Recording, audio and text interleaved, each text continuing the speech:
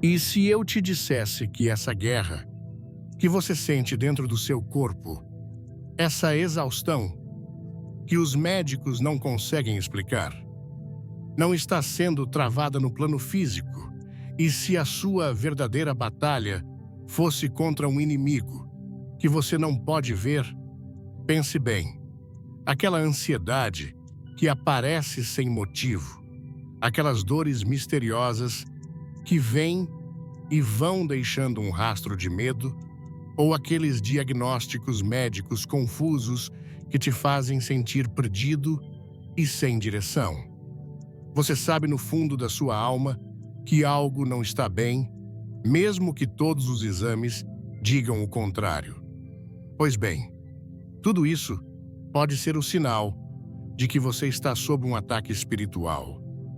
É exatamente por isso que hoje nós não vamos falar de fórmulas mágicas ou de soluções temporárias que apenas mascaram a dor.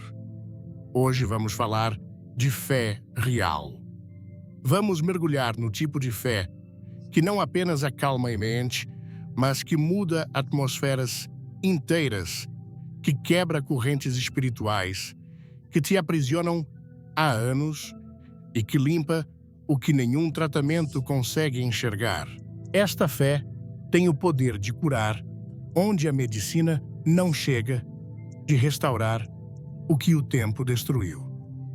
Essa compreensão, essa verdade profunda, foi magistralmente ensinada por um dos maiores evangelistas da nossa história, Billy Graham.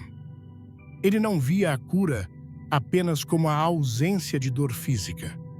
Pelo contrário, ele entendia com uma clareza impressionante que a verdadeira doença começa muito antes, no exato momento em que a alma se afasta de Deus, sua única e verdadeira fonte de vida. Para Billy Graham, a enfermidade física era muitas vezes apenas o sintoma visível de uma desconexão espiritual profunda. Portanto, a jornada que iniciamos agora não busca simplesmente aliviar seus sintomas passageiros.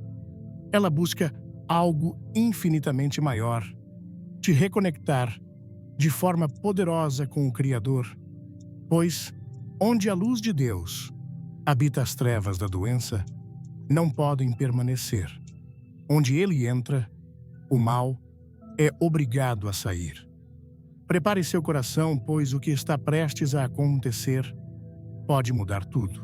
Vamos mergulhar fundo nisso agora, porque a verdade que você precisa ouvir pode ser desconfortável, mas é a única que pode te libertar.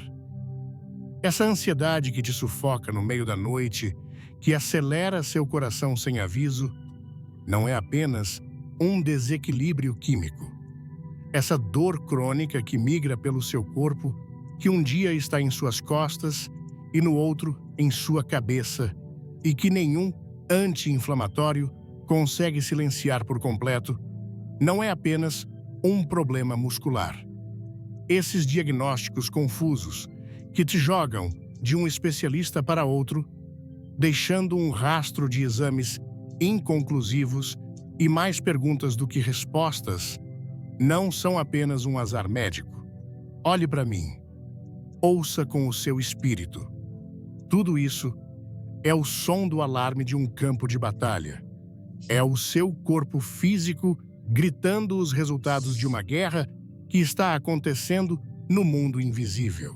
São os sintomas de um ataque espiritual bem orquestrado, desenhado para te minar, para roubar a sua alegria, para esgotar a sua força e, acima de tudo, para fazer você duvidar do cuidado de Deus. É exatamente por isso que as soluções do mundo falham tão miseravelmente diante disso. Elas tentam tratar o sintoma, mas ignoram a causa raiz. Um remédio pode te dopar para que você não sinta a ansiedade, mas ele não pode arrancar a raiz espiritual da opressão. Uma fisioterapia pode aliviar a dor por algumas horas, mas não pode quebrar a maldição que a está alimentando. É como tentar secar o chão enquanto uma torneira continua jorrando água sem parar. É inútil. E é por isso que hoje a nossa abordagem é radicalmente diferente. Nós não estamos aqui em busca de fórmulas mágicas, de rituais vazios ou de palavras positivas que apenas maquiam a ferida. Nós estamos aqui em busca de fé real.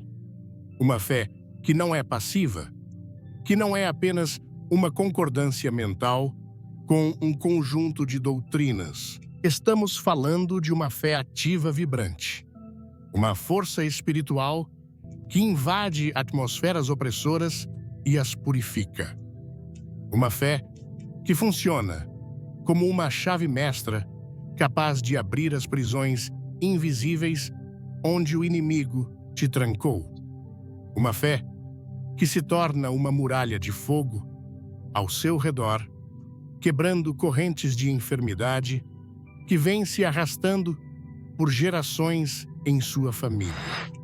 E era exatamente aqui que a sabedoria de um homem como Billy Graham se tornava uma luz cortante na escuridão. Ele, que pregou para milhões, entendia um princípio fundamental que muitos hoje esqueceram. A doença do corpo é quase sempre um eco da doença da alma. Ele ensinava com uma clareza profética que a verdadeira enfermidade, a raiz de todo o sofrimento, começa no exato instante em que a alma humana, criada para estar em comunhão com Deus, se afasta dele. Esse afastamento cria um vácuo, uma brecha. E é nessa brecha que o medo, a angústia, a amargura e, por fim, a doença física encontram um terreno fértil para crescer. A sua alma está doente e o seu corpo está apenas gritando o que a sua alma não consegue mais suportar em silêncio.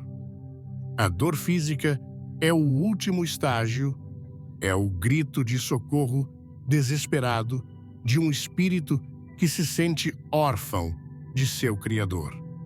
Portanto, a nossa missão aqui não é apenas pedir a Deus que silencie o grito. É curar a ferida que o está causando. É reconectar a sua alma à fonte da vida, pois, como Billy Graham sabia, onde a presença de Deus entra em plenitude, a doença simplesmente não tem autoridade para permanecer. Sendo assim, eu te chamo para um ato de coragem espiritual neste momento. Eu quero que você, onde quer que esteja, se posicione para uma oração que não será apenas de palavras, mas de rendição total. É um chamado à ação, um convite para você entregar o controle que você nunca teve de fato. Feche os seus olhos, se puder, para se concentrar não no que está fora, mas no que precisa mudar por dentro. Respire fundo e solte o ar, e junto com ele, solte a necessidade de entender tudo, de controlar tudo. Agora, com a sinceridade do seu coração, repita esta entrega em seu espírito, permitindo que cada palavra se torne a sua verdade. Pai, em nome de Jesus, eu me apresento diante de Ti, não como alguém que merece, mas como alguém que precisa desesperadamente da Tua graça. Eu reconheço que tentei lutar esta batalha com minhas próprias forças, com a medicina dos homens, com a lógica da minha mente, e eu falhei. Estou exausto.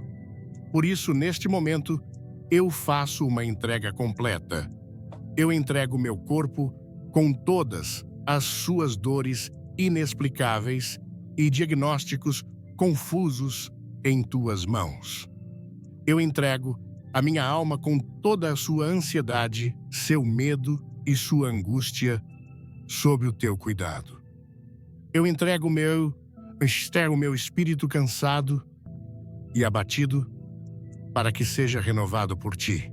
Eu te peço, Pai, que o sangue de Jesus quebre agora toda maldição, toda palavra de enfermidade, toda seta de inveja, toda opressão maligna que foi lançada contra a minha vida e a minha saúde. Perdoa-me por todas as portas que eu abri para o inimigo consciente ou inconscientemente. Fecha-as agora, Senhor, e eu te peço, coloca a tua mão poderosa e soberana sobre mim. Toca cada célula, cada tecido, cada órgão que está sendo atacado. Onde há dor, que venha o teu alívio. Onde há caos, que venha a tua paz. Onde há doença, que a tua vida superabundante expulse toda a enfermidade. Eu não peço um alívio temporário. Eu peço uma cura completa de dentro para fora. Eu me rendo a ti. Recebe a minha vida. Amém. O que você acabou de fazer não foi um ato pequeno. Você declarou guerra no mundo espiritual e alinhou sua vontade com a vontade de Deus. E a fé que move uma oração como essa não precisa de provas humanas para ser validada. Deus não está esperando que um exame de sangue melhore para começar a agir. Ele está esperando apenas por um coração que, mesmo em meio à dor, se atreve a confiar nele. Ele está esperando pela sua fé. E é exatamente por ter chegado a este ponto de esgotamento, a este limite das suas próprias forças, que você se encontra no lugar mais perfeito para o início de um milagre. Porque o poder de Deus não se manifesta na nossa autossuficiência, mas floresce no deserto da nossa rendição. Por isso, este momento não é mais um momento de reflexão passiva. É um momento de decisão. É um chamado à ação, um convite para você fazer o que talvez nunca tenha feito com total sinceridade em todas a sua vida, entregar as armas, render-se incondicionalmente e permitir que o comandante dos exércitos celestiais assuma a liderança da sua guerra. Eu te convido agora, onde quer que você esteja, a se posicionar para que a oração mais importante da sua jornada. Não a encare como uma repetição de palavras, mas como um ato de transferência de poder, como a assinatura de um decreto de libertação para a sua própria vida. Feche seus olhos não para o mundo, mas para as mentiras que têm te aprisionado. Respire fundo e, ao soltar o ar, libere a frustração, a dúvida e o cansaço. Agora, com a autoridade de um filho de Deus que clama a seu Pai, vamos fazer esta oração de entrega total em 3 partes essenciais. Primeiro, a entrega do seu corpo. Diga a Ele com a sua alma: Pai, em nome de Jesus, eu entrego a Ti o meu corpo como um sacrifício vivo, santo e agradável. Eu renuncio ao controle sobre ele. Cada célula, cada tecido, cada órgão, cada sistema que compõe este corpo, eu coloco agora sob a Tua soberania. Onde há dor, eu declaro o Teu alívio. Onde há disfunção, eu declaro a Tua ordem divina. Onde há enfermidade, eu libero a Tua vida abundante. Este corpo não pertence mais à doença, não é mais refém da dor. Ele é, a partir de hoje, templo do Teu Espírito Santo. Agora, vamos mais fundo. A entrega da sua alma. Proclame em seu espírito: Senhor, eu entrego a Ti a minha alma, minha mente, minhas emoções e a minha vontade. Eu te entrego minha ansiedade, meus medos, minhas mágoas e todo o ressentimento que envenenou meu coração. Eu peço que a tua paz, que excede todo entendimento, guarde minha mente e meu coração. Tira de mim a necessidade de entender tudo e me dá a graça de confiar em ti mesmo no escuro. Que as minhas emoções sejam alinhadas com as tuas e que a minha vontade se submeta alegremente à tua, que é boa, perfeita e agradável. E, finalmente, o centro do seu ser, a entrega do seu espírito. Declare com fé: Pai, eu entrego a ti o meu espírito. Reaviva-me, renova-me, reconecta-me à tua fonte. Se o meu espírito está abatido, levanta-o. Se está enfraquecido, fortalece-o. Que o meu espírito se torne sensível à tua voz e resistente às mentiras do inimigo. Enche-me agora com o teu Espírito Santo até transbordar. Eu me rendo por completo, corpo, alma e espírito. Toma o teu lugar de direito em minha vida, Senhor. Amém. O que você acabou de fazer, você precisa entender a magnitude deste ato. Sua oração não foi um pedido sussurrado ao vento. Foi uma declaração legal no tribunal do céu. Foi um ato de fé que ativou princípios espirituais poderosíssimos. Ao entregar seu corpo, você autorizou a intervenção do médico dos médicos. Ao render sua alma, você deu a ele permissão para acalmar suas tempestades internas. Ao submeter seu espírito, você abriu as comportas para um avivamento pessoal. A oração feita com fé não é uma tentativa, é uma ativação. Ela não apenas pede, ela move. Ela tem o poder de quebrar correntes de maldição que vêm se arrastando por gerações em sua família.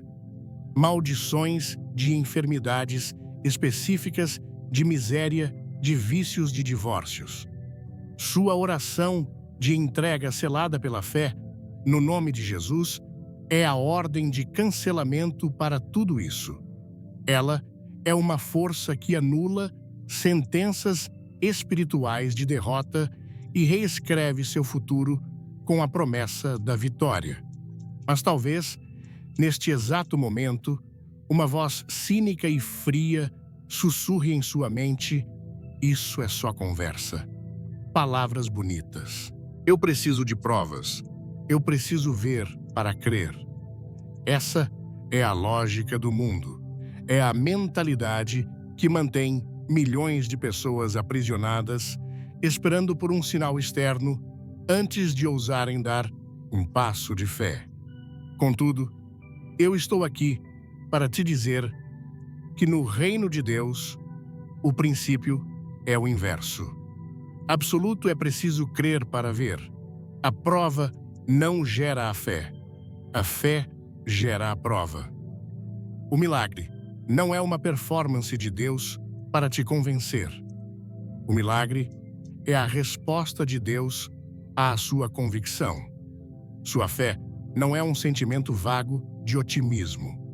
A fé, segundo a Bíblia, é a certeza daquilo que esperamos e a prova das coisas que não vemos. A fé é uma substância espiritual. É a moeda do reino de Deus. Assim como você usa dinheiro para comprar coisas no mundo físico, você usa a fé para se apropriar das promessas de Deus no mundo espiritual. Deus não está esperando que o seu exame de sangue melhore para começar a te curar. Ele não está esperando que a dor diminua para liberar o alívio. Ele está esperando que, mesmo com o exame ruim e com a dor, gritando, você se levante e declare: apesar disso, eu creio na palavra de Deus mais do que creio nos sintomas do meu corpo. Eu creio no poder de Deus mais do que creio no diagnóstico dos homens. É essa fé que Deus procura. É essa fé que Ele honra. Ele não precisa da sua ajuda da sua lógica ou das suas provas. Ele só precisa da sua permissão, e essa permissão se chama fé. Quando você orou entregando sua vida, você deu a ele essa permissão. Você entregou a ele as chaves do seu ser. Agora, não tente pegar as chaves de volta com a sua dúvida. Não desfaça em descrença o que você acabou de selar em fé. A batalha no mundo espiritual já mudou de rumo por causa da sua oração. As forças das trevas que te atacavam receberam uma ordem de retirada. As hostes celestiais foram comissionadas para agir em seu favor. Agora sua parte é permanecer firme, agradecendo pela cura que você ainda não vê, louvando pelo livramento que você ainda não sente por completo. Porque a fé não é apenas o ato de pedir, é a arte de esperar com confiança, sabendo que aquele que prometeu é fiel para cumprir. A cura já começou. Agora que seu coração está aberto e sua oração de entrega foi feita, nós precisamos ir a um lugar mais profundo. Um lugar que a mentalidade moderna cética e materialista se recusa a visitar. Mas é um lugar que a palavra de Deus ilumina com uma clareza assustadora. Para vencermos uma guerra, não basta apenas ter armas poderosas. É absolutamente crucial conhecer as táticas do inimigo. E a tática mais antiga e eficaz do adversário das nossas almas não é atacar de frente, mas sim plantar sementes de destruição que crescem em silêncio de dentro para fora, manifestando-se, por fim, como doenças no corpo. Pense no seu corpo como o palco visível de um drama invisível. A dor que você sente, a fraqueza que te consome, a ansiedade que te paralisa, são muitas vezes apenas os efeitos especiais de uma batalha que está sendo travada no reino do espírito. É aqui que a medicina, com toda a sua tecnologia e conhecimento, encontra seu limite. Ela é especialista em lidar com o palco, mas é completamente cega para o que acontece nos bastidores. Ela pode te dar um remédio para essa dor de cabeça, mas não pode arrancar a raiz de amargura que está causando a enxaqueca espiritual. Ela pode te dar um ansiolítico, mas não pode quebrar a cadeia de medo que foi forjada por uma palavra de maldição, lançada sobre você na infância. Nós precisamos entender isso de uma vez por todas. O seu problema não é apenas físico. Tentar curar uma doença de origem espiritual apenas com tratamentos físicos é como tentar apagar um incêndio jogando panos sobre a fumaça, enquanto as chamas consomem a fundação da casa. Vamos desmascarar com a luz da palavra 3 das principais armas que o inimigo usa para semear enfermidades em sua vida. A primeira, e talvez a mais devastadora, são as palavras malditas. A Bíblia nos diz em Provérbios 18 que a morte e a vida estão no poder da língua. Isso não é uma metáfora poética, é um princípio espiritual absoluto. Deus criou o universo através da sua palavra falada, e o inimigo, como um macaco imitador, tenta usar o mesmo princípio para destruir. Toda palavra dita com uma carga de emoção negativa e com intenção se torna uma entidade espiritual, uma flecha, uma semente. Pense agora. Lembre-se que palavras de morte foram lançadas contra você ao longo da sua vida. Talvez um pai ou uma mãe, num momento de raiva, tenha gritado: "Você nunca vai ser ninguém. Você é um imprestável. Você me dá nojo." Talvez um ex-parceiro em meio a uma separação amarga, tenha amaldiçoado seu futuro, dizendo: você nunca mais vai ser feliz com ninguém.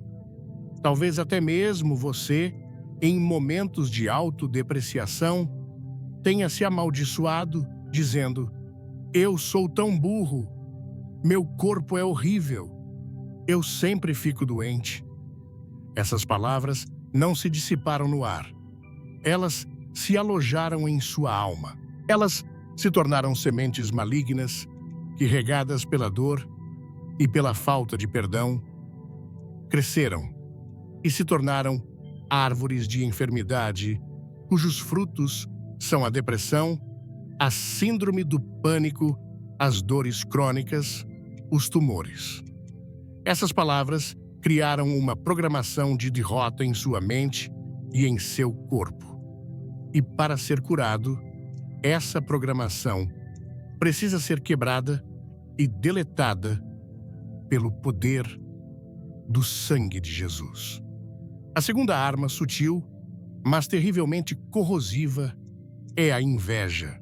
Em nossa cultura, a inveja é tratada como um sentimento menor, quase inofensivo. Mas a Bíblia a classifica como uma obra da carne no mesmo nível da feitiçaria. A inveja não é apenas querer o que o outro tem. A inveja é uma força espiritual de destruição que se entristece com a alegria do outro e se alegra com a sua queda. Quando você posta uma foto feliz, quando você celebra uma conquista, quando sua saúde está boa e sua família está em paz, você se torna um alvo. Os olhos de pessoas cheias de inveja liberam uma energia espiritual tóxica, o que popularmente se conhece como mal-olhado ou olho gordo. Isso não é superstição de avó, é uma realidade espiritual. Essa carga de inveja cria uma atmosfera de peso ao seu redor.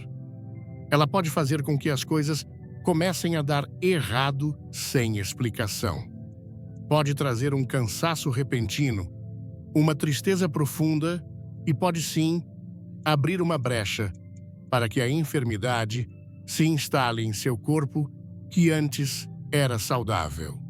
A inveja é o desejo de apagar a sua luz. E se você não estiver protegido, essa força pode drenar sua vitalidade e te deixar vulnerável a todo tipo de ataque. A terceira via de ataque, e esta exige uma autoavaliação honesta e corajosa, são as portas espirituais abertas por engano. Aqui, a responsabilidade é nossa. O inimigo não pode entrar em uma vida se não encontrar uma porta aberta, uma brecha legal. E que portas são essas? A falta de perdão é uma das maiores. Guardar mágoa e ressentimento contra alguém é como dar ao diabo a chave da sua casa e dizer: pode entrar e ficar à vontade. Outra porta perigosíssima é o envolvimento, mesmo que por brincadeira ou curiosidade, com práticas de ocultismo, horóscopo, leitura de tarô, búzios, jogos, que invocam espíritos, músicas com mensagens subliminares satânicas. Cada uma dessas coisas é um convite formal para que demônios entrem e estabeleçam fortalezas em sua vida. E essas fortalezas frequentemente se manifestam como doenças mentais e físicas que a medicina não consegue curar. O pecado habitual e não confessado, como a pornografia, a mentira compulsiva, a fofoca, a amargura, também abre fendas em sua armadura espiritual. O trauma não tratado, a dor de um abuso ou de uma rejeição que não foi entregue aos pés da cruz, cria uma ferida aberta na alma que se torna um ponto de infecção para espíritos de enfermidade. Você precisa entender. Você pode estar orando por cura, mas se houver uma porta aberta em sua vida, é como tentar encher um balde furado. A bênção entra por um lado e escoa pelo outro. Agora que desmascaramos essas táticas, o que fazemos com esta informação aterrorizante? Nós não nos desesperamos. Nós nos levantamos para a batalha. É por isso que este momento é tão crucial. Nós vamos transformar este espaço digital em um campo de guerra espiritual, em uma sala de emergência do céu. E nós vamos fazer isso através de um ato de fé simbólico, mas com um poder profético gigantesco. Eu quero que você, que se identificou com qualquer uma dessas origens espirituais para o seu sofrimento, que reconhece que tem sido vítima de palavras malditas, de inveja, ou que pode ter aberto portas para o inimigo, tome uma atitude agora. Eu quero que você vá até a seção de comentários e escreva com toda a fé que existe em seu coração estas 3 palavras: cura-me, Deus. Não faça isso de forma mecânica. Entenda o que você está fazendo. Ao escrever cura-me, Deus, você está fazendo muito mais do que digitar um texto. Você está fazendo uma declaração pública de guerra. Você está notificando o inferno de que você não aceita mais essa enfermidade. Você está dizendo ao diabo: sua autoridade sobre a minha saúde acaba aqui e agora. Eu não te pertenço. Eu pertenço a Jesus Cristo. Renunciando a todo fundamento maligno, seu ato de escrever é um decreto espiritual que renuncia a toda palavra de maldição que foi lançada contra você. É um ato que quebra o poder da inveja e do mal olhado. É um ato que declara fechada pelo sangue do Cordeiro toda a porta que você abriu para o inimigo. Ativando a sua fé de forma visível, você está transformando uma crença interna em uma ação externa. E a fé sem obras é morta. Este é o seu ato, a sua obra de fé que diz ao céu: eu estou pronto, eu acredito, eu recebo a minha cura agora. Juntando-se a um batalhão de oração. Olhe ao seu redor. Você não está sozinho nesta luta. Milhares de outras pessoas estão travando a mesma batalha. Quando você escreve cura-me, Deus, e vê centenas, milhares de outros comentários iguais, você percebe que faz parte de um exército. Cada comentário é um soldado se apresentando para a batalha. Juntos, não somos mais alvos isolados e fáceis. Juntos, nós formamos uma muralha de oração, um clamor coletivo que sobe aos céus como um trovão. O inimigo prospera no isolamento e no silêncio. Hoje nós estamos quebrando o silêncio e rompendo o isolamento. O que era um sussurro de dor individual se torna um grito de guerra de um exército. Portanto, não hesite, não pense 2 vezes, não deixe para depois. O seu milagre pode estar na distância que separa seus dedos do teclado. Vá agora. Escreva cura-me, Deus, e sinta o peso sendo liberado de seus ombros. Sinta as correntes começando a afrouxar. Este não é o fim da oração. Este é o começo da sua vitória manifestada. O céu está registrando seu ato de fé. E a resposta já está a caminho. Agora que seu clamor subiu aos céus, nós precisamos navegar por um território delicado, mas absolutamente crucial para a sua libertação. É o território da sua exaustão. Quero falar diretamente com você que já percorreu a via crucis da medicina moderna. Você que tem uma pasta mais grossa que um dicionário cheia de exames, laudos e receitas. Você que já ouviu de médicos bem-intencionados frases como "não há nada de errado nos seus exames". Isso deve ser psicológico. Ou a mais devastadora de todas, você vai ter que aprender a conviver com essa dor. Você já gastou o que tinha e o que não tinha, com tratamentos, terapias alternativas, suplementos importados. Você já se tornou um especialista em sua própria condição, passando noites em claro, pesquisando no Google, tentando encontrar uma luz, uma esperança em algum fórum obscuro na internet. E depois de toda essa jornada, depois de todo esse esforço hercúleo, você se olha no espelho e vê a mesma pessoa cansada, a mesma dor te encarando de volta, a mesma ansiedade apertando seu peito. Você chegou a um beco sem saída. Você está em um deserto onde todos os recursos humanos se esgotaram. A ciência, com toda a sua brilhante capacidade, deu de ombros para o seu sofrimento. E você aí no silêncio do seu quarto se pergunta: e agora? Se nem os maiores especialistas podem me ajudar, quem poderá? E se eu te dissesse que esse lugar de total esgotamento não é o seu túmulo, mas sim a sua sala de parto? Se eu te dissesse que o seu "eu não aguento mais" é a sinfonia que o céu estava esperando para começar a operar? É aqui, neste ponto exato da sua jornada, que a sabedoria cirúrgica de um homem como Billy Graham ressoa com um poder atômico. Ele, que compreendia a alma humana como poucos, ensinava repetidamente um princípio divino fundamental que nossa geração tão arrogante e autossuficiente esqueceu. Billy Graham dizia: Deus não age quando o coração está distraído, mas ele entra em cena de forma poderosa quando o coração se rende. Vamos dissecar essa verdade.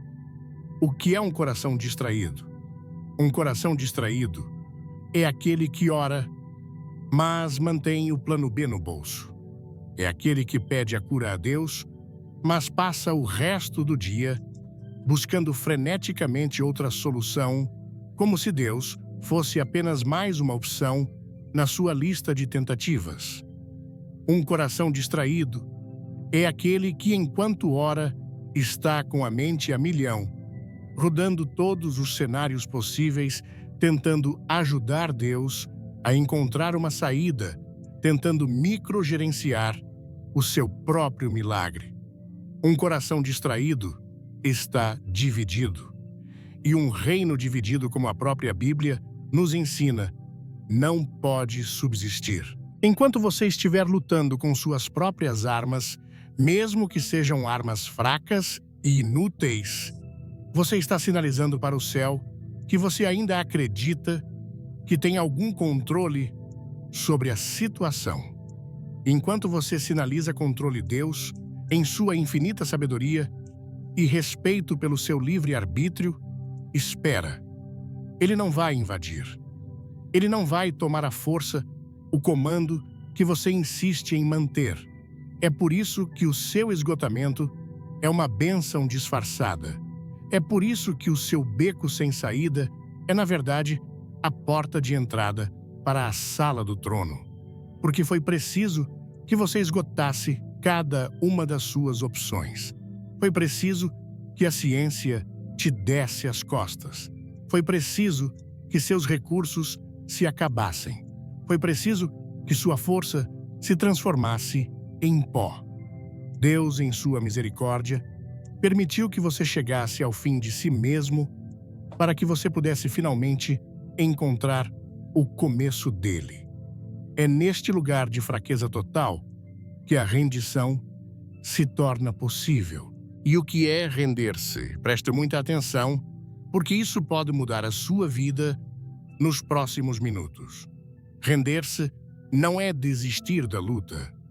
Render-se é parar de lutar contra Deus e começar a lutar com o poder de Deus. Render-se não é um ato de covardia, mas o ato de máxima coragem e inteligência espiritual. É reconhecer que há um general nesta guerra que é infinitamente mais sábio, mais forte e mais estratégico do que você.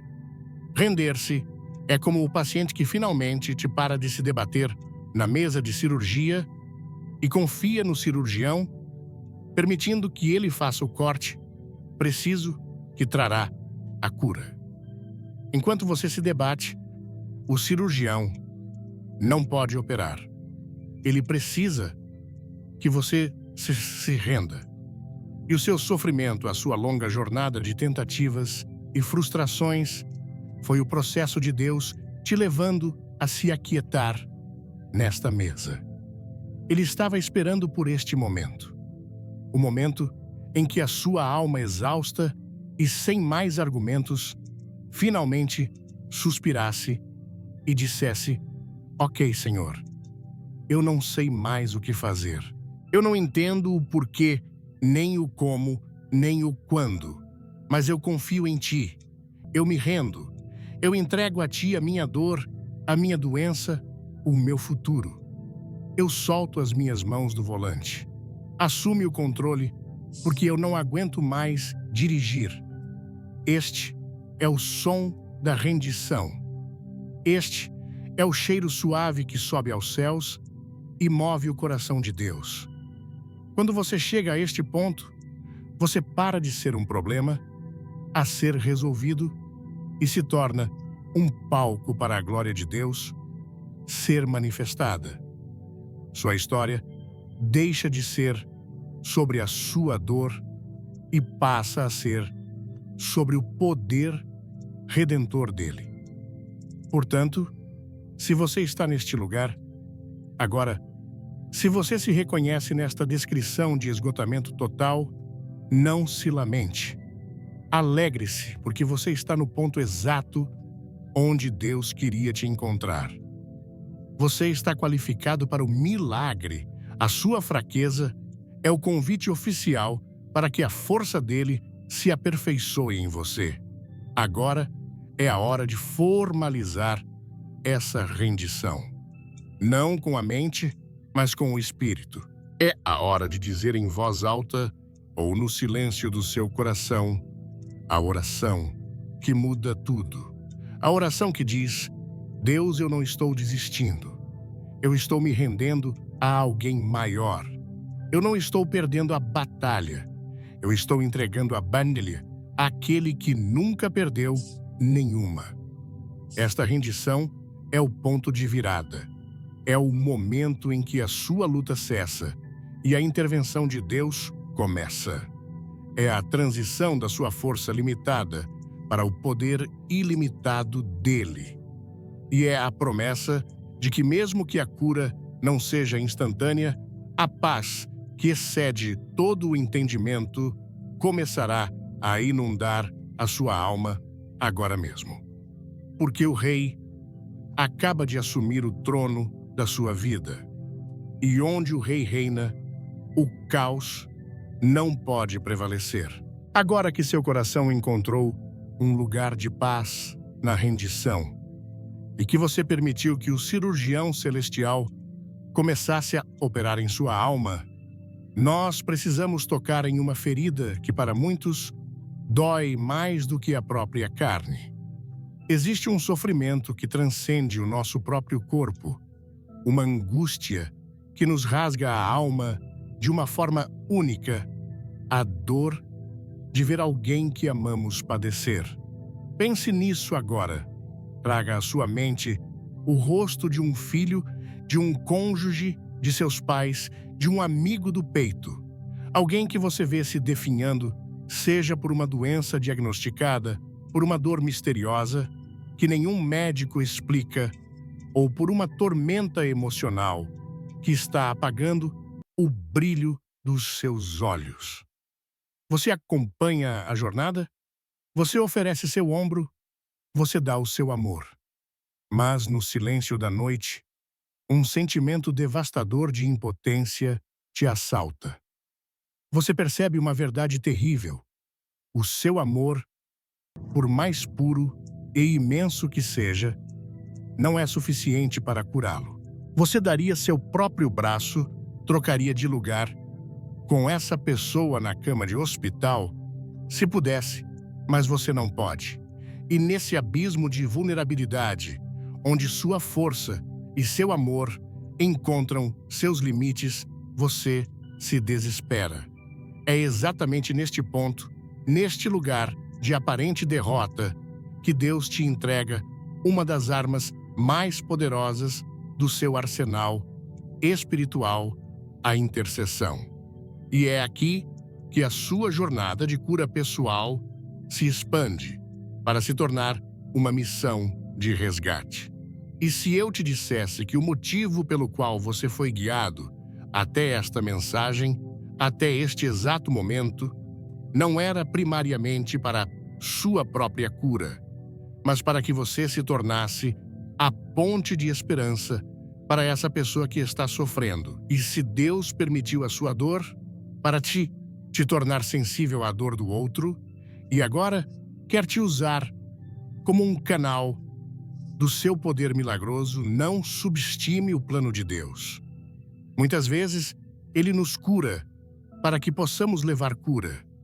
Ele nos liberta para que possamos ser instrumentos de libertação. Você pode ser a resposta da oração de alguém.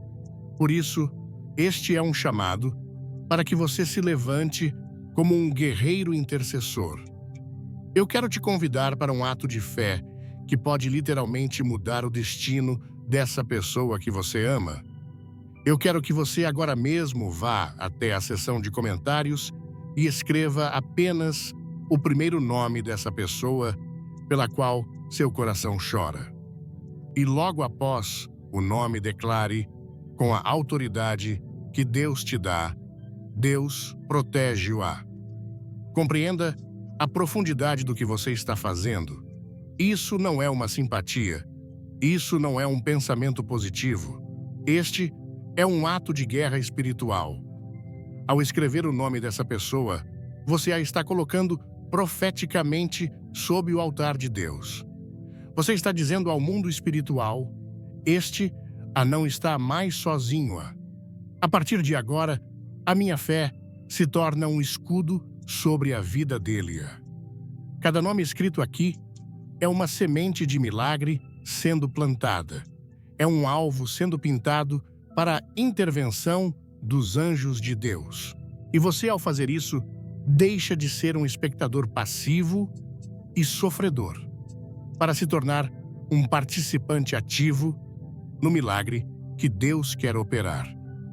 O grande evangelista Billy Graham dizia com clareza: quando oramos pelos outros, somos parte do milagre que Deus quer fazer na vida deles. Você não precisa estar fisicamente ao lado da pessoa. Você não precisa tocar em sua testa. A fé não tem limites geográficos. A fé viaja através de paredes de hospitais, ela penetra em corações fechados, ela alcança onde suas mãos não podem ir. Uma simples oração, sua feita com um coração quebrantado e cheio de amor, é ouvida no céu como um trovão e pode desencadear uma mudança que parecia impossível. Portanto, não guarde esta mensagem só para você. Você não sabe quantas vidas ao seu redor estão se quebrando em silêncio. Quanta gente que você conhece sorri durante o dia, mas chora no travesseiro à noite, lutando com coisas que nunca confessaria a ninguém. Se você sente esse peso no coração pelos seus, compartilhe este vídeo com eles. Não pense duas vezes.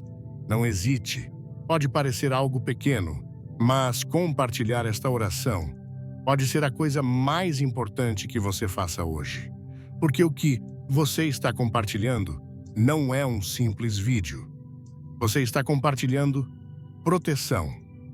Você está compartilhando fé. Você está compartilhando esperança e, acima de tudo, você está aproximando alguém do único que pode curá-lo, de verdade, Deus.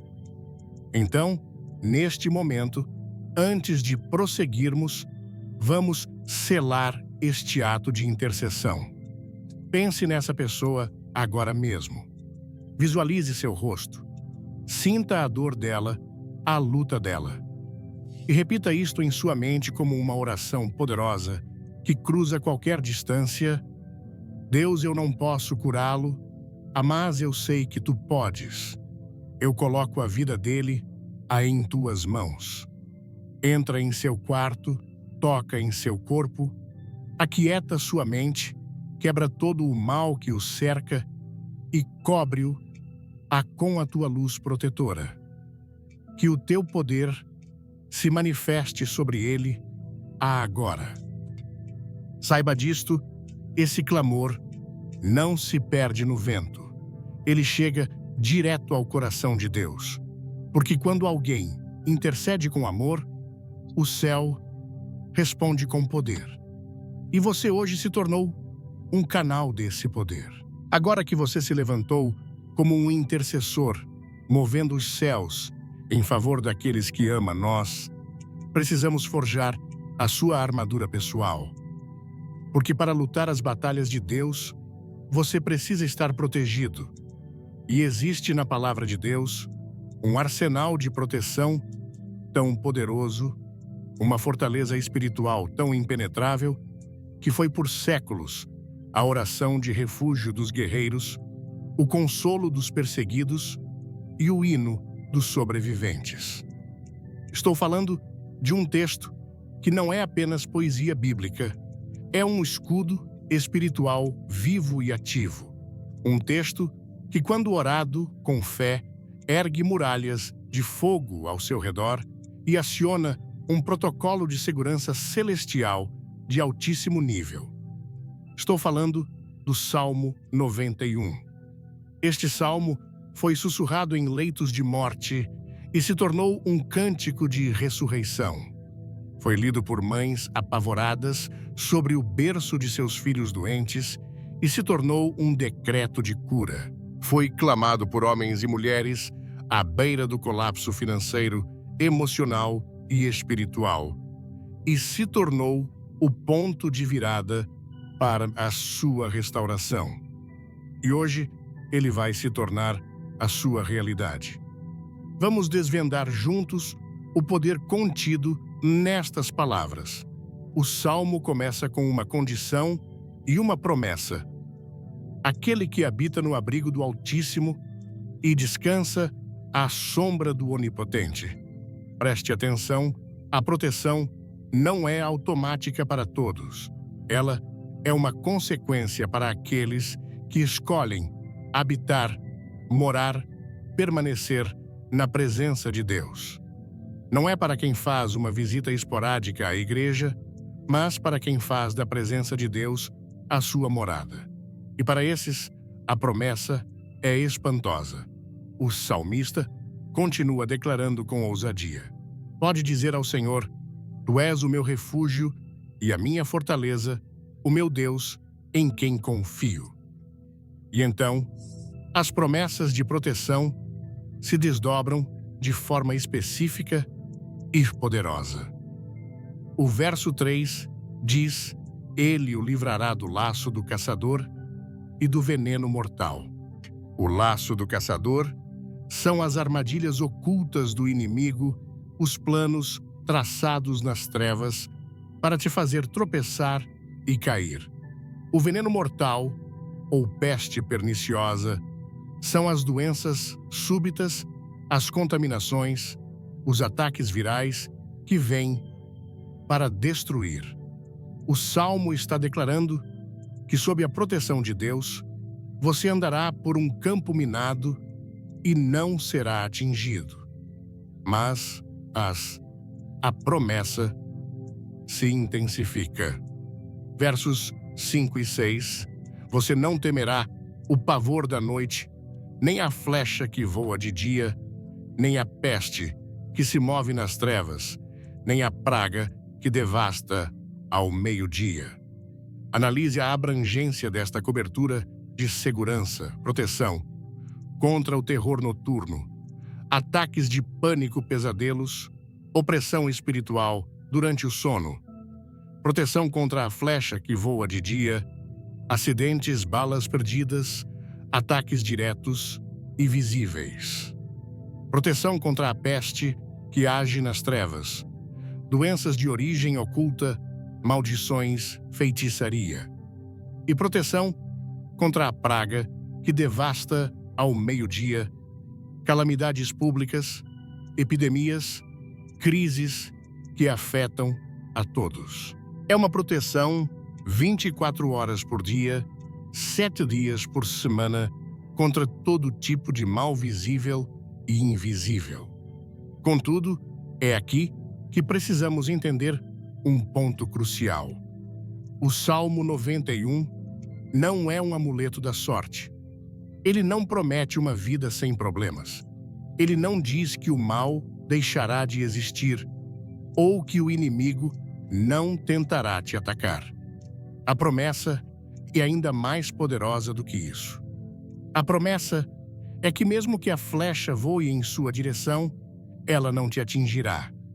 Mesmo que 1000 caiam ao seu lado e 10.000 à sua direita, o desastre não chegará a você. Não se trata de viver em uma bolha sem desafios. Trata-se de viver em uma fortaleza impenetrável no meio da zona de guerra. Trata-se de viver protegido. Quando a presença de Deus se torna sua habitação, essa presença age como um campo de força. Doenças que se aproximam se dissolvem.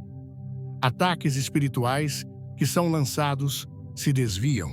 Dores que tentam se instalar em seu corpo não conseguem entrar, porque a presença de Deus é como um fogo consumidor que purifica, cura e transforma tudo ao seu redor.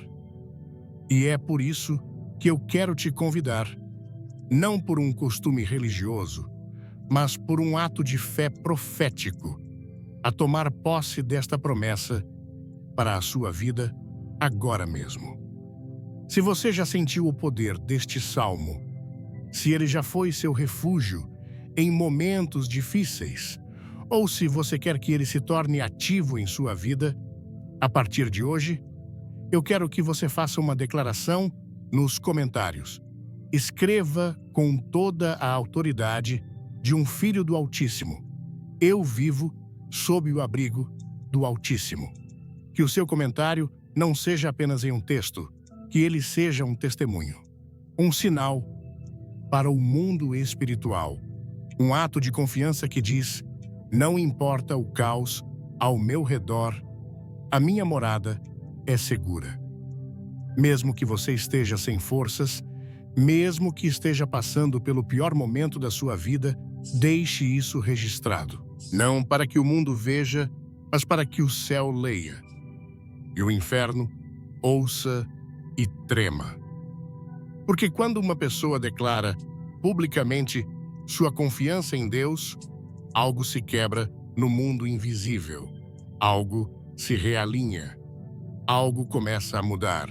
E se você nunca leu o Salmo 91 por completo, eu te encorajo a procurá-lo hoje, a lê-lo em voz alta sobre sua casa, sobre sua família, a torná-lo parte da sua rotina. Porque ele não é só um texto antigo, é uma promessa vigente. É o seu escudo pessoal para quando o medo bater, para quando a doença atacar, para quando o futuro parecer incerto.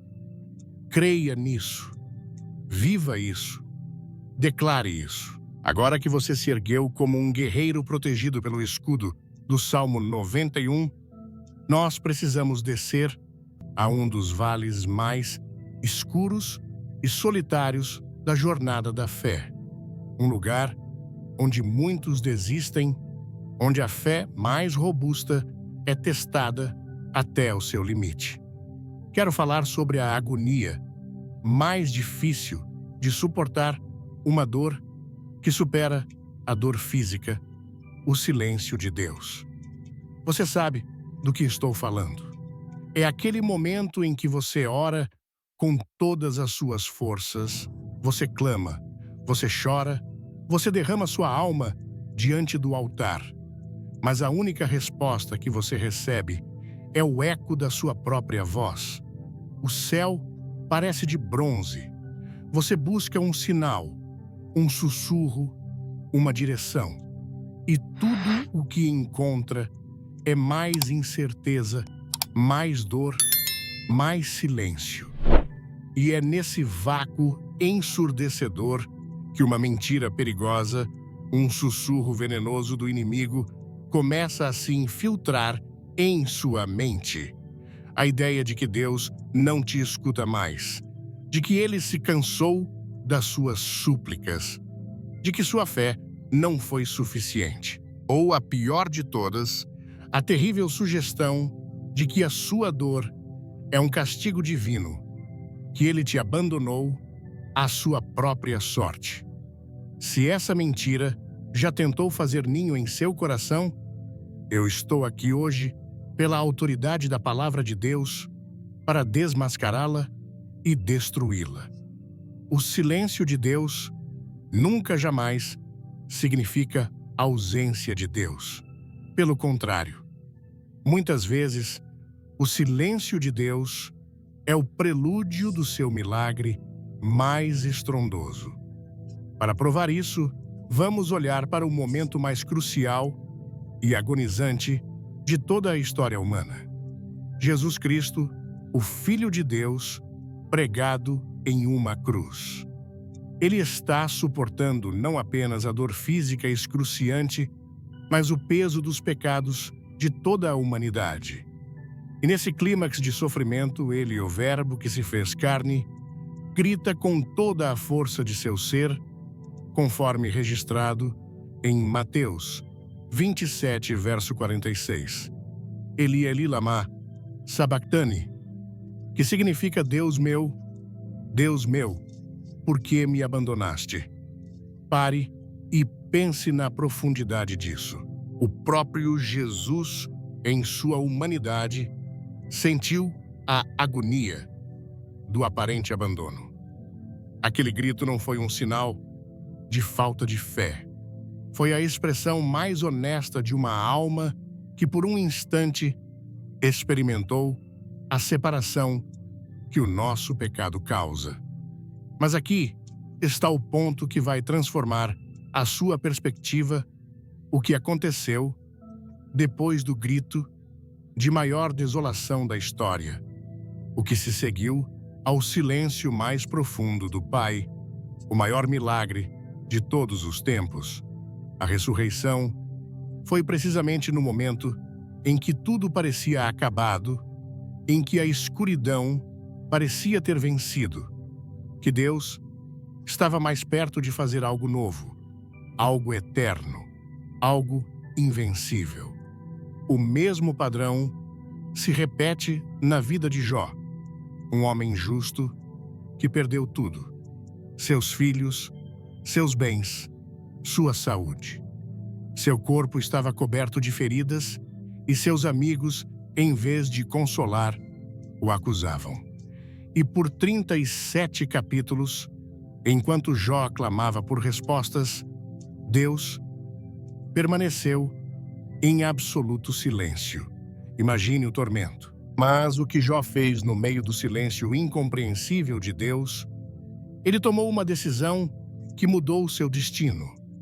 Ele disse: mesmo que ele me mate, ainda assim esperarei nele.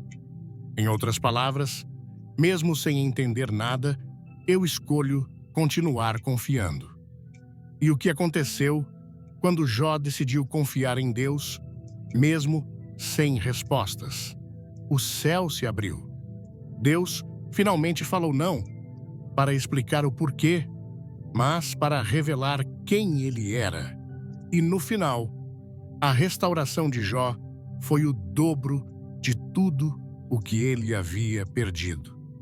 Você está nesse ponto hoje, nesse espaço doloroso entre a sua oração e a resposta, nessa zona de confusão, de dor e de espera, onde o silêncio de Deus ecoa em seus ouvidos. Se a sua resposta é sim, quero que você saiba que você está no lugar onde os maiores milagres são gerados. É por isso que eu te convido a fazer a declaração que transforma tudo. A declaração que desarma o inimigo e move o coração de Deus. Deixe nos comentários, como um ato de fé teimoso e poderoso, mesmo sem entender, eu confio em ti, Deus. Porque essa é a fé que agrada a Deus. Não a fé que exige explicações, mas a fé que se rende à soberania dele. Você não está desistindo da sua cura. Você está rendendo sua lógica, seus cronogramas, suas conclusões. Você está dizendo a Deus: eu não preciso compreender tudo, eu só preciso saber que tu estás comigo. E essa confiança, meu amigo, minha irmã, é mais poderosa que qualquer diagnóstico, mais forte que qualquer dor. Lembre-se do que a palavra de Deus nos promete em Isaías 40, verso 29. Ele dá força ao cansado e multiplica as forças ao que não tem nenhum vigor. Você consegue perceber o que isso significa? Significa que, justo quando você sente que não lhe resta absolutamente nada, é aí que Deus não apenas te entende, é aí que Ele te renova, te levanta, te transforma por dentro. O milagre não começa no corpo. O milagre começa no espírito. E se o seu espírito, hoje mesmo em meio à dor e ao silêncio, decidir acreditar, você está dando o primeiro e mais crucial passo para uma restauração que nada nem ninguém poderá deter. Agora que você escolheu confiar, mesmo no silêncio que você declarou, sua fé mesmo sem ver, talvez você precise de algo mais. Talvez você precise saber que não está sozinho em sua luta e que a vitória não é apenas uma promessa teológica distante, mas uma realidade palpável na vida de pessoas comuns como você e eu. Porque a fé, muitas vezes, é contagiante. Ela se acende quando ouvimos as histórias daqueles que caminharam pelo mesmo vale escuro que estamos atravessando e encontraram a luz do outro lado. E é por isso que eu quero compartilhar com você, com a permissão dela, uma história que recebemos há pouco tempo e que não consigo tirar da minha cabeça. É a história de uma mulher chamada Mônica. Mônica tem 53 anos, vive sozinha e durante meses esteve presa em um verdadeiro labirinto de dor. Uma dor constante que ardia em seu peito e em suas costas, uma dor que não lhe dava trégua. Ela fez a jornada que muitos de vocês conhecem bem, foi a médicos. Fez uma pilha de exames, tomou uma farmácia de remédios, mas nada, absolutamente nada mudava. Dia após dia, a dor continuava lá, como uma companheira cruel e indesejada. Ela começou a pensar que estava ficando louca, que era algo psicológico. Ou pior, que era algo espiritual. Uma opressão que ela não sabia como combater. A dor começou a roubar tudo dela, seu apetite, seu sono, sua paz. Ela acordava no meio da noite com uma sensação de sufocamento, um peso sobre o peito que não sabia de onde vinha. O desespero estava batendo à sua porta. Até que um dia, ou melhor, uma madrugada por volta das 2 da manhã, enquanto rolava a tela do celular, buscando algo, qualquer coisa para se distrair da dor que a impedia de dormir, ela se deparou com um dos nossos vídeos de oração. Um que falava exatamente sobre quebrar o mal invisível. Ela nos contou que, sem entender bem o porquê, sentiu um impulso de clicar.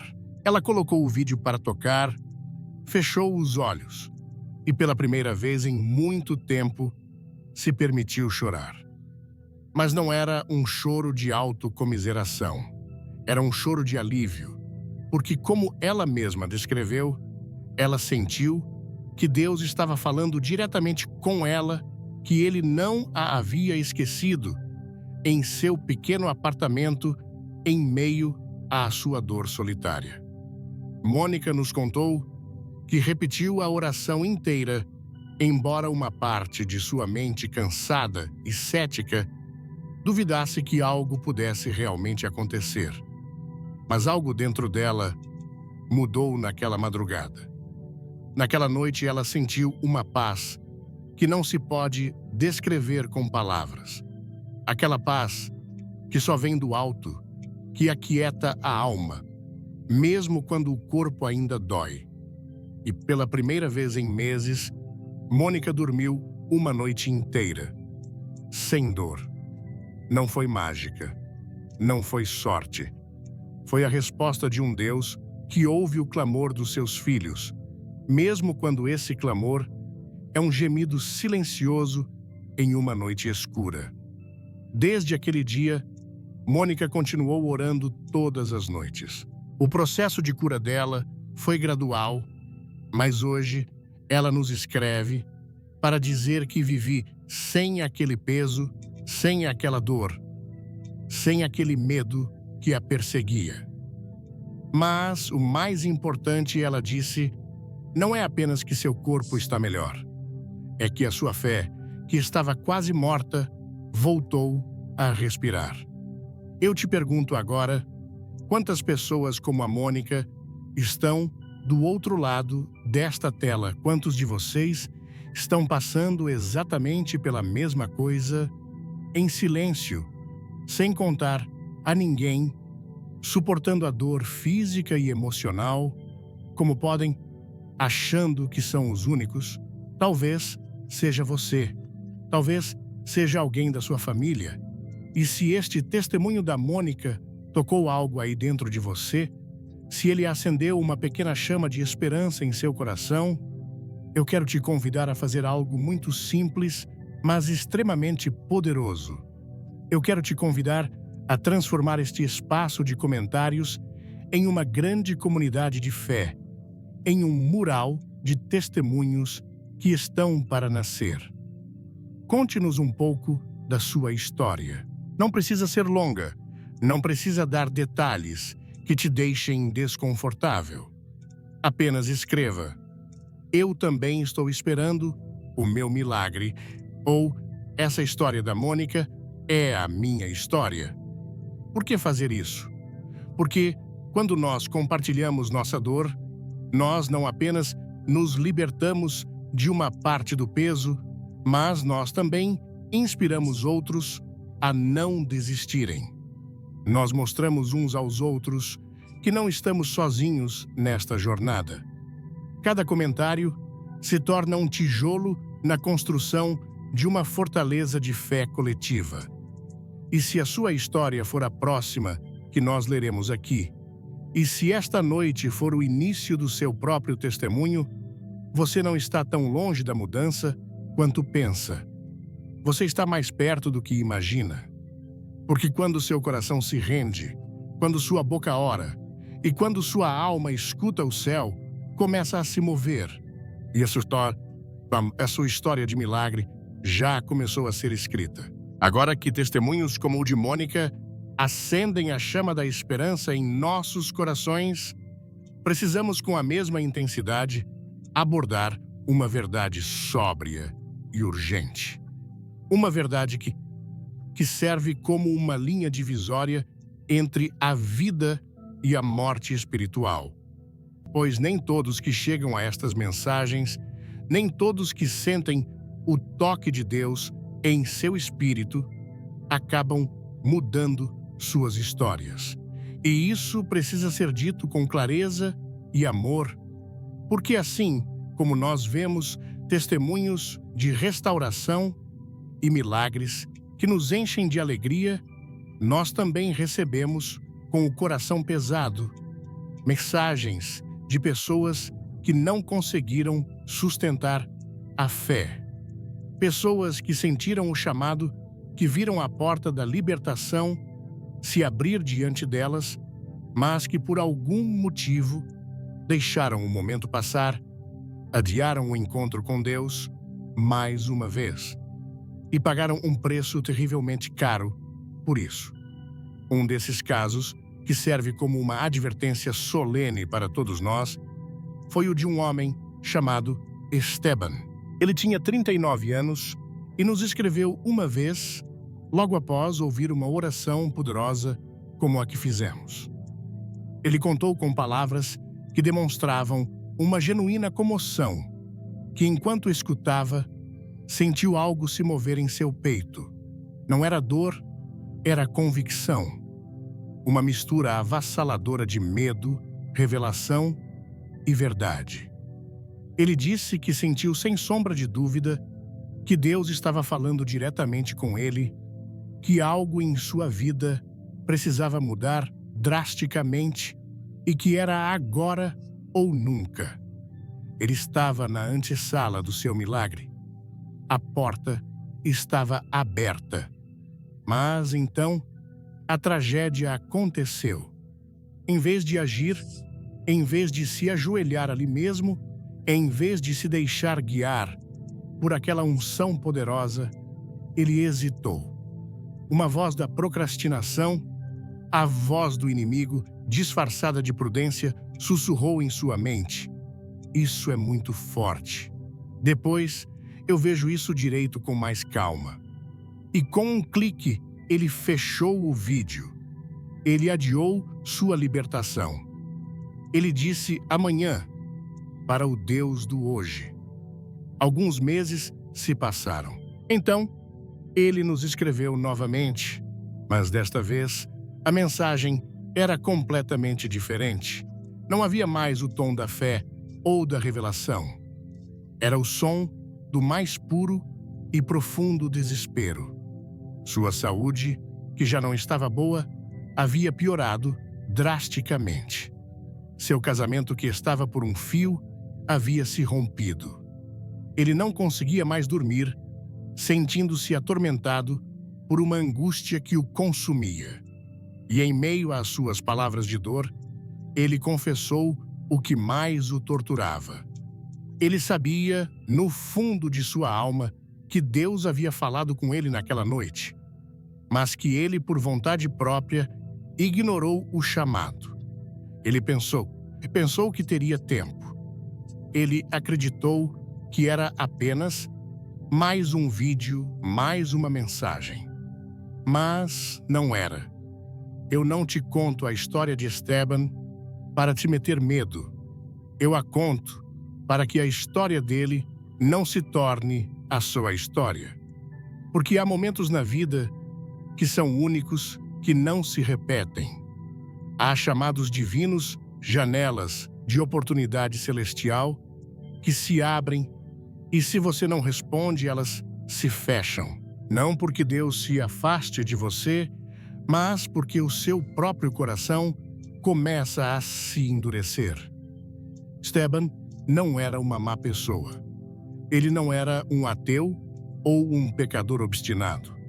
Ele era um homem, como qualquer um de nós, cheio de responsabilidades, de dúvidas, de feridas. Mas ele se distraiu. Ele se adiou. E adiar o seu encontro com Deus é a estratégia favorita do inimigo. Ele não precisa que você negue a Deus. Ele só precisa que você o deixe para amanhã. Porque ele sabe que para muitos o amanhã nunca chega. E você? Onde você está hoje? Você está como Esteban, naquele primeiro momento, sentindo esta mensagem queimar em seu peito, sabendo que ela é para você, mas hesitando se vai fazer algo a respeito. Se for assim, Em nome de Jesus, eu te peço, faça de frente. Rompa com o ciclo da procrastinação agora. Deixe um comentário que seja uma declaração de guerra contra o adiamento. Escreva: não quero me afastar mais. Que estas palavras sejam mais do que um texto, que sejam uma decisão, uma ruptura, um gesto que pode marcar a diferença entre continuar no mesmo caminho de dor ou começar a ver hoje Deus agir em sua vida. Não deixe para depois o que pode ser o começo do seu milagre.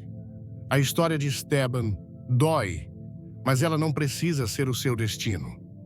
Você ainda tem o volante nas mãos.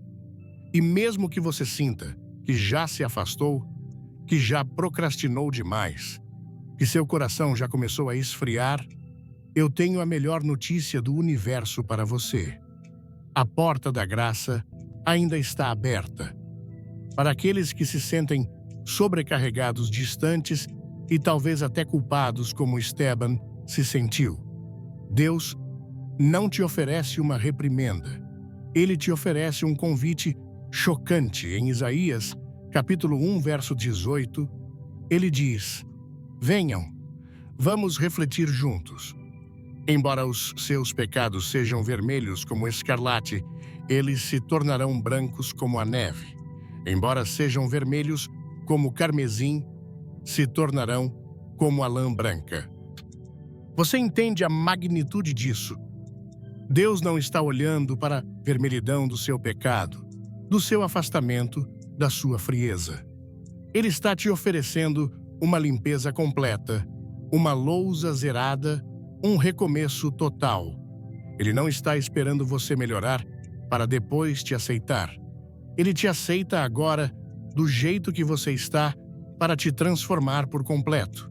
E ele não apenas perdoa o seu passado, ele tem um plano glorioso para o seu futuro. Em Jeremias 29, verso 11, ele declara: porque sou eu que conheço os planos que tenho para vocês, planos de fazê-los prosperar e não de lhes causar dano, planos de dar-lhes esperança e um futuro. Esse futuro de esperança e paz não é apenas para alguns escolhidos, ele é para você. Não importa o quão quebrada esteja a sua vida. Não importa se você se afastou. A única coisa que Deus te pede para acessar tudo isso é a rendição. A rendição aos planos dele, que são infinitamente maiores e melhores que os seus. Portanto, se você deseja essa restauração, se você quer trocar o seu futuro de incerteza pelo futuro de esperança que ele tem para você, formalize essa entrega. Escreva nos comentários, como uma oração selada: Deus, eu me rendo aos teus planos. Mas uma vez que você se rende, uma vez que o perdão de Deus te lava e seus planos se tornam o seu norte, a guerra não para. Ela apenas muda de campo de batalha. Ela sai da esfera da sua salvação e entra na esfera da sua missão diária. E é aqui que o inimigo lança suas armadilhas mais sutis e desgastantes. E se eu te dissesse que muitas das suas maiores perdas de paz, energia e até saúde não vêm de grandes ataques demoníacos, mas de batalhas que você nem deveria estar lutando? Estou falando de discussões infrutíferas, de brigas disfarçadas, de conversas, de tentativas de se justificar para pessoas que, na verdade, são instrumentos nas mãos do inimigo para te tirar do seu propósito. Pare e pense, aquele colega de trabalho que sempre te provoca com comentários cínicos sobre a sua fé. Aquele parente difícil que em toda reunião de família faz questão de te confrontar e te deixar mal. Até mesmo irmãos na fé feridos e mal resolvidos que tentam te arrastar para fofocas e contendas. Você, com o coração cheio de boas intenções, tenta explicar, argumentar, se defender. E ao fazer isso, você cai na armadilha. Você está travando batalhas que não são suas. Você está na prática discutindo com demônios em forma de gente. Parece forte, é para ser. Chega de viver se defendendo de quem nunca vai te compreender. É hora de andar na sabedoria de Jesus e de homens como Neemias. Neemias tinha uma missão dada por Deus: reconstruir os muros de Jerusalém. Era uma obra grandiosa e urgente. E então apareceram seus inimigos Sambalate e Tobias. Eles não vieram com espadas. Eles vieram com um convite para conversar. Era uma cilada. Era uma distração estratégica para tirar Neemias do foco, para fazê-lo descer do muro e perder tempo com uma discussão inútil. E qual foi a resposta de Neemias? Uma das frases mais poderosas e estratégicas de toda a Bíblia. Ele mandou um recado dizendo: estou fazendo uma grande obra e não posso descer. Que lição de guerra espiritual! Neemias entendeu que sua energia era preciosa demais para ser gasta com quem só queria desviá-lo. Quantas vezes nós deveríamos ter dito isso em nosso espírito? Estou ocupado demais reconstruindo minha família, minha saúde, minhas finanças, minha vida espiritual, e não posso descer para o seu nível de fofoca, de contenda, de provocação. Quando você entende a sua missão, você para de se abaixar para brigar com quem está no nível errado. Muita gente perde unção, perde paz, perde o sono e adoece porque decidiu discutir com quem só queria roubar seu tempo e sua energia. O discernimento é a sua maior arma aqui. Comece a analisar essa pessoa. Essa conversa, ela te edifica. Ela te aproxima de Deus ou ela drena sua energia, rouba sua paz e te deixa com o espírito agitado e contaminado? Se a resposta for a segunda opção, você já sabe. Não se trata de julgar a pessoa, mas de discernir o espírito por trás da atitude.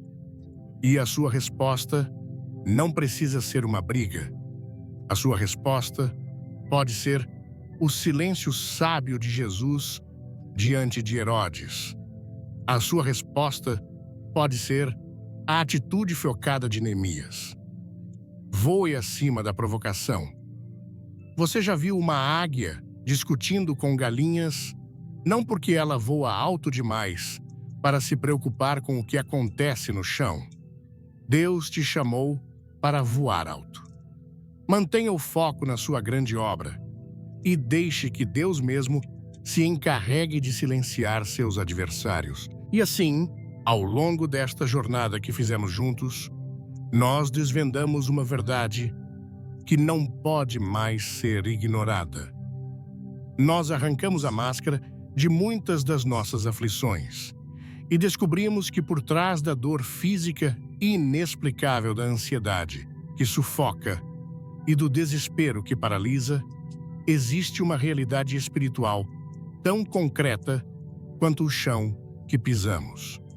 Nós entendemos que a nossa luta não é primariamente contra carne e sangue, não é contra um diagnóstico médico ou uma crise financeira, mas sim contra as forças espirituais da maldade que operam nas regiões celestiais, buscando incessantemente nos roubar, matar e destruir. Esta mensagem, desde o seu início, não teve a intenção de ser apenas mais um conteúdo para te entreter ou te oferecer um consolo passageiro. O objetivo foi te equipar, foi te entregar um mapa do campo de batalha e te fornecer as armas espirituais necessárias para não apenas sobreviver, mas para avançar e conquistar.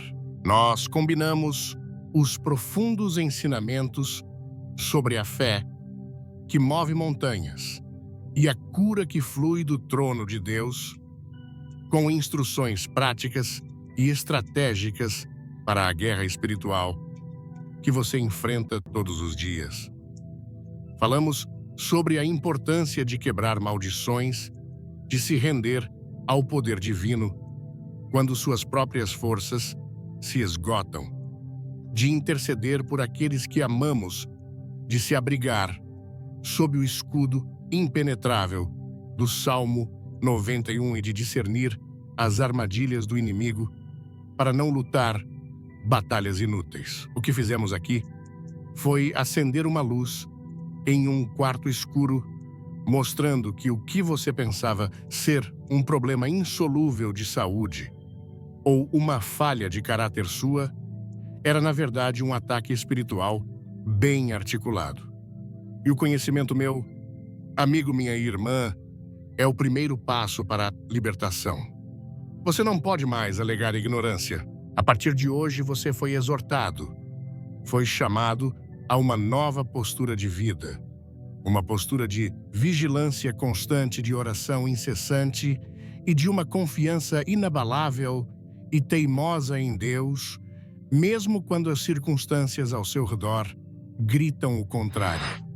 A mensagem central, o fio de ouro, que costurou cada um destes tópicos, é clara e inequívoca, para além de tudo o que a ciência pode explicar, de tudo o que a psicologia pode analisar e de tudo o que a medicina pode resolver. Existe uma dimensão espiritual que governa os resultados da sua vida. E esta dimensão precisa urgentemente ser cuidada. E a única forma de cuidar dela, de fortalecê-la, de protegê-la, é através de uma fé viva e de um relacionamento íntimo e diário com Deus. Não há atalhos, não há outras soluções. Sua vida, a partir deste momento, não pode mais ser a mesma. Você não pode mais acordar e viver de forma reativa, apenas apagando os incêndios que o inimigo inicia. Você precisa acordar e se revestir da armadura de Deus. Você precisa começar o seu dia declarando quem você é em Cristo, ativando as promessas de proteção e cura sobre sua vida e sua família. Você precisa aprender a discernir as vozes, a identificar as armadilhas, a escolher suas batalhas e a descansar na soberania de um Deus que nunca perdeu e nunca perderá uma guerra. Portanto, eu te deixo com um chamado final, uma decisão que só você pode tomar. Você pode fechar este vídeo e, como Esteban, permitir que a urgência deste momento se dissipe, voltando para a mesma rotina de derrota silenciosa. Ou você pode, como Mônica, tomar posse desta palavra, fazer dela a sua oração diária, o seu manual de batalha e começar a reescrever a sua história, linha por linha, milagre por milagre. Não subestime o que aconteceu aqui hoje. Não foi um acaso você ter chegado até o final. Foi um encontro divino, agendado na eternidade, para este exato momento da sua vida. Deus te viu em sua dor, ouviu seu clamor silencioso e te trouxe até aqui para te dizer: filho, filha, a batalha é real, mas as minhas armas são mais poderosas. A dor é temporária, mas a minha glória é eterna. A sua fraqueza é o palco perfeito para a minha força se manifestar. Que esta mensagem não termine aqui. Que ela se torne o início da sua maior temporada de vitórias. Que a sua casa se torne um quartel-general de oração. Que sua mente se torne uma fortaleza guardada pela paz de Cristo. E que sua vida se torne um testemunho vivo e barulhento do que acontece quando uma pessoa comum decide confiar de forma extraordinária no Deus do impossível. Levante-se, guerreiro. Vista-se da sua armadura.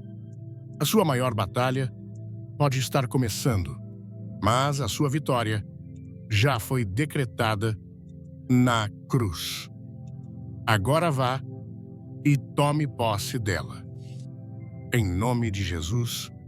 Amém.